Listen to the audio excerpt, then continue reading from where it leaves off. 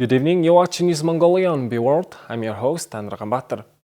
And for our top stories, 639 new cases and 8 additional fatalities of COVID-19 reported on Monday. US senators urged the State Department to do more to promote democracy in Mongolia. Experts forecast COVID-19 case numbers to fall by 90% by September 2021. And for the news, stay tuned.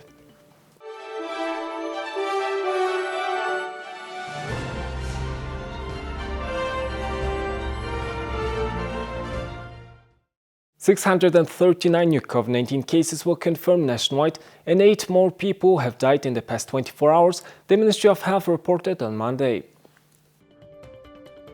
As of today, 639 new cases were confirmed, bringing the total number of COVID-19 cases in Mongolia to 45,459. 1,287 more patients have recovered and have been discharged from a hospital or home treatment. Unfortunately, 8 people between the ages of 49 to 89 died due to the COVID-19 complications within the past 24 hours, and the death toll is now at 170. Of today's new cases, 630 are cases of domestic transmission and 9 cases originated at a hospital.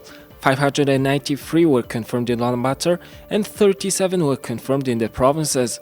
Among the 4,800 COVID-19 patients are being treated at hospitals, 55% are showing mild symptoms of illness and 110 are in critical condition.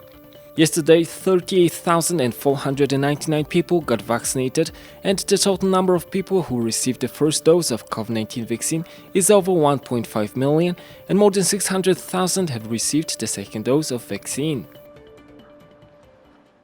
The town coal concentrator will be built in Mongol province. The facility is expected to be commissioned in 2023 and will process around 30 million tons of coal a year. It is estimated that 1 ton of high-quality coke coal will sell for $136 and semi-coke coal will sell for $107 per ton. The government of Mongolia plans to build a thermal power plant at Tawantalga. The 450-megawatt plant will supply electricity to large construction projects in the region and to the central power grid. The Minister of Energy and Minister of Finance said that 30% of the required funding will be provided from the Irtans Tawantalga IPO, and the rest will come from loans and grants. One of the challenges in building a thermal power plant is a sufficient water supply. Prime Minister Ayurte instructed related authorities to resolve this issue along with infrastructure planning for the construction of the coal concentrator. For example, we will extract 1 million tons of coke and semi-coke coal. 85% will become high-quality end product, while the remaining 15% will be waste. In other words, by processing coal, we don't have to transport 1.5 tons of unnecessary waste. It will have a positive impact on the freight transport sector. We will plan to sell coke coal on the international market for $136 per ton and semi-coke for $107 per ton. The government of Mongolia plans to build a thermal power plant based on the Tawantalga's energy potential. The 450-megawatt thermal plant will supply electricity to major projects that will be conducted there. This has been discussed for many years. Of course, we are having some issues related to the water supply. Last week, the Prime Minister was presented with Irtans Tawantalga's medium-term business plan. In 2021 through 2025, the company plans to cover up 60% of its production capacity with its own equipment. A total of 186 million tons of coal will be extracted, and 172 million tons will be sold, generating $10,742 million in revenue and generating $3,664 million in net profit. This will generate $2.4 billion in state revenue. US Senators Marco Rubio and Patrick Leahy sent a letter to US Secretary of State Antony Blinken expressing their concern about recent political developments in Mongolia. The senators wrote recent controversial actions taken by the parliament, the judiciary, and the president, including the hasty passage of an amendment to the presidential election law that barred the incumbent from seeking re-election, the removal of a constitutional court judge seen as likely to challenge the constitutionality of the parliament's action, and the president's emergency appeal to the Supreme Court to disband the ruling party have sparked a political crisis that could undermine the credibility of the presidential election on June 9th. The senators urged funding a short-term international election observation team. They believe that the promotion of democracy must remain a core element of U.S. foreign policy, citing the Chinese Communist Party as an authoritarian force working to erode democratic values around the world. They added that the U.S. should seek ways to strengthen U.S.-Mongolia relations and support democracy in Mongolia. Now let's take a look at Mongolia's current affairs. The e-Mongolia Public Service Center is now operating at the Central Post Office. The center provides 516 online services available from 15 government agencies. The public can also come to the center to provide their suggestions, requests, and complaints.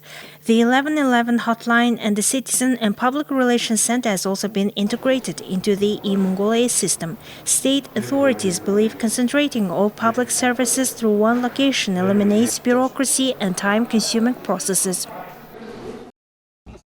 Victorine, a member of the Surveillance Council of the National Emergency Commission, provided some updates on the status of COVID-19 in Mongolia. He said that the last lockdown showed positive results and that if there was no lockdown imposed, there could have been more than 15,000 additional cases. The previous lockdown imposed during the New Year and the Lunar New Year holidays was 80 to 90% effective, he added. With no lockdown imposed in April, the number of cases could have reached 190 to 200,000 cases. Experts believe that by August of this year, the number of daily infections will fall by 90%. Now let's take a look at the currency exchange rates provided by Mongol Bank.